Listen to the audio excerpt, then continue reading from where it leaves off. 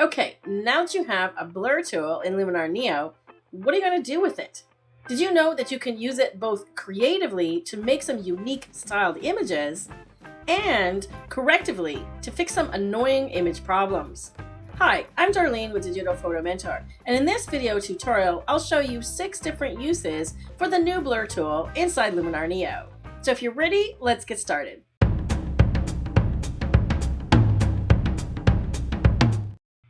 To find the new blur tool, just go to the Edit panel and scroll down to the Creative section.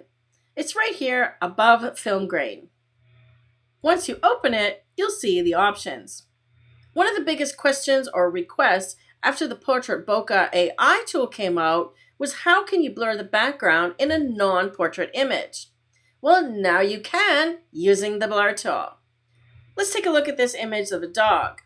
I'm going to use Gaussian Blur to blur the background a little bit.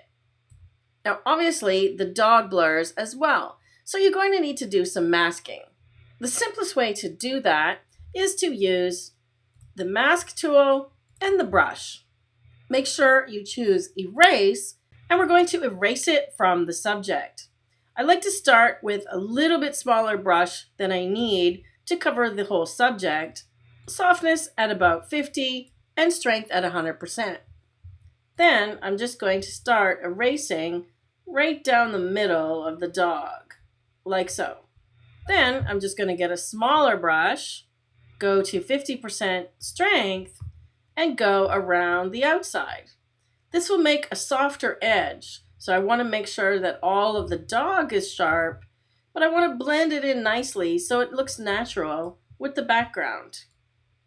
If you didn't quite get it all, just do another pass around the edge until you're happy with your masking. I'm going to do one more around the edge with a brush that's not quite as soft, just to make sure I get the dog and his fur sharp, like so. I'm pretty happy with that mask. Let's take a look at the before and after. You can see that now, indeed, the background has been blurred. Let me show you a few more examples I did with a similar technique. Here you can see that I used the Gaussian blur once again and masked it to just the background so the coffee cup in the table stayed nice and sharp.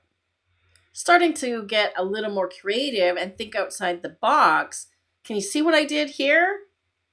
Let me turn the blur tool off so you can see the before. Now can you see it? I blurred the scene outside the windows. It takes a bit of careful masking to do something like this, but if you spend the time, it'll be well worth your effort. If there's something outside in the scene that you don't want visible, now you can simply blur it. Now we're moving into the territory of use number 2, and that is to get a little more creative with the use of the blur on the background.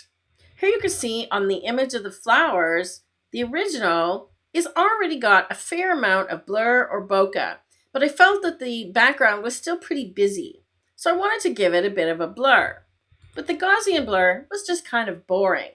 So I changed it up a little and got creative with a twist. Once again, I used a mask so that it only applied to the background and not to the flowers. Let's take a look at another example of the creative use of the blur tool on the background. Now this is a portrait, so I could use Portrait Bokeh AI to simply blur the background. But what if I want to do something a little different? So once again, I'm going to apply the twisted blur, take the amount to maximum, and now you have a couple of options. Once you've done that, you can adjust the angle or the amount of twist to be applied. If you leave it at 0, it gives more of a zoom effect. Then you can also place the blur center.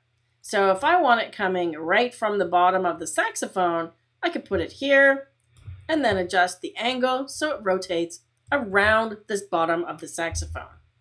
Then, once again, we're going to mask. But because it is a person, now we should be able to use Mask AI and mask out the human. There's human as the option. Remember that it's going to select him and apply the blur to him, which is opposite of what we want. So that's simple to fix. Just go back to the mask tools under actions and invert it. Now the background is twisted and blurred and he's sharp. If I zoom in a little bit, you'll notice that it does produce some haloing around him. So usually what I will do is just go back into the mask, make sure that I'm using the erase tool, and then just go around the edge so that I make sure I get his whole head that stays sharp, or remove the effect. In this case, I had to go a little higher with the strength and just mask it out. I took it off of all the area around him so that he's sharp as well as the saxophone. Let's zoom out and take another look. That looks pretty cool, right? And of course, I can still make adjustments by changing the blur center. Where do we want the circle? That's kind of neat as well. So the sky is literally the limit here. And speaking of skies, if I had done a sky replacement on this image before using the blur tool, it would blur the new sky as well. But I kind of like the effect of the top half of him being sharp and the bottom sort of adding some motion. In this next example, I've done exactly the same thing and masked out the girl. But what if the background isn't blurry enough? Just apply the tool a second time. Before you close the tool though, make sure that you go and copy the mask, and then you don't have to redo it. So let's open the tool a second time, apply the twisted blur to maximum, and paste in the mask. Now you can see that it's adding more of that blur. Should we do it one more time? Why not? Just for fun. Let's do it a third time. Paste in the mask, and there we go. That's produced a really neat effect. But of course, you can go in and tweak any of your settings because Luminar Neo does non-destructive editing. Let's go back to the first blur that I applied, and let's change it to 0 angle. Remember, it's going to zoom now. Let's do the same with the second one and the third one. Now it has a very different effect. When we look at the before and after, it looks like the tunnel or her is being zoomed during the exposure. Here's another example where I used the twisted blur set to angle 0 to make a zoom effect. Use number 3 for the blur tool is to add a sense of motion to the subject itself. You've probably seen images of trees like this done with intentional camera movement, so the camera is moved during the exposure to get some streaks. Well, now you can replicate that same look in Luminar Neo with the blur tool. Here's an extra little tip for you. If you duplicate the layer first and then apply the effect to the duplicate layer, you'll have a few more options later. Let's see how that works. So duplicate the layer, just press D on your keyboard. If you'd like to get a copy of my free Luminar Neo keyboard shortcuts cheat sheet, there's a link to it in the description area below for you. Make sure you're on the top layer, it's outlined in blue, and then just apply the blur tool. This time we're going to use motion, crank it all the way up to 100 amount, and then we need to change the angle to 90 degrees so the streaks are going up and down to match the angle of the trees, not side to side. I'm not going to do any masking here, but I am going to apply it a couple of more times. So blur, motion, amount, angle. Pretty straightforward, right? Blur, motion, amount, angle. Easy peasy. Now we've got a pretty cool image, but there's none of the original left. So if we want to see some of the trees showing through, that's where this second layer comes in. We're just going to mask it a little bit. So open the layer properties and go to masking. And I'm just going to erase it, or erase this layer visibility so that the bottom layer or the original image shows through. So erase. I want to get a brush that is about the same width as the tree that I want to paint. So I just size the brush and then just check it on the tree.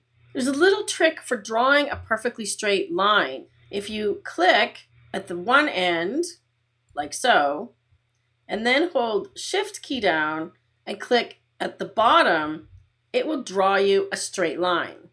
That worked pretty well. I'm going to get a smaller brush and do the next tree. I'm going to go a little smaller because I kind of overpainted on this one. We'll have to fix that a little bit.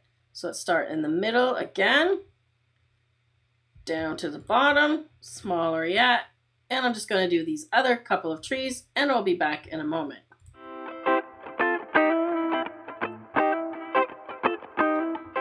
And here's my finished image. Let's take a look at the before and after. Once again, the possibilities are endless here. You can get super creative. So think about which images you might want to try this technique on and give it a go. Here's another example of applying a selective blur to part of the subject. For this image, I wanted to make the leaves feel like they were falling more slowly so they would be blurred. So I used the motion blur set to -90 angle, and you'll notice that I've already masked in so you could just see the leaves. You can see my mask. So I just painted over the leaves really roughly, and then I just drag the amount slider up on motion, and you can see the leaves get blurry. You don't need to go very far on the amount slider. The further you go, the blurrier the leaves get. So somewhere in the middle looks good to me. There's the before and after. So when you're doing a photo like this, you can use a faster shutter speed to make sure that the person is sharp. Then you can always blur the leaves a little bit more later using Luminar Neo. Are you ready to have some fun with number 4? Let's create a complete abstracted image. Something that is really colorful throughout the image with different tones works best for this technique. I've chosen this image of some flowers, and I've done some editing to it just to punch up the color and contrast a little more before I go to apply the blur tool. So start with an image that's really punchy. Let's open the blur tool. Once again, we're going to apply the twisted option, taking the amount to 100 and the angle to 45. You can just click on the 0 and type in 45, hit enter, and it will apply it for you. Then I'm going to move the blur center to a different spot on the image. I've played around with it a little bit. You can see what happens just by moving it around. And I kind of like this area right here. So make note where you put it, because we're going to do it 2 more times. So just like we did before, twisted, amount, angle 45 this time, and move the blur to the same spot, roughly. You don't have to be precise. 1 more time, et voila. But we're not done yet.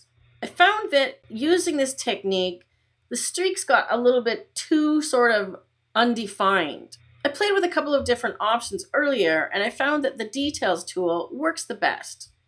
Crank all the sliders up to 100, and you'll see that the lines start to become a little more defined. If you want it even more defined, just apply the details tool, again using the same settings. This is what it looks like after a second application of details. As I mentioned though, we're not done yet. Let's duplicate the layer and change the blend mode to soft light. You can see that by doing that, it intensifies the colors and the effect.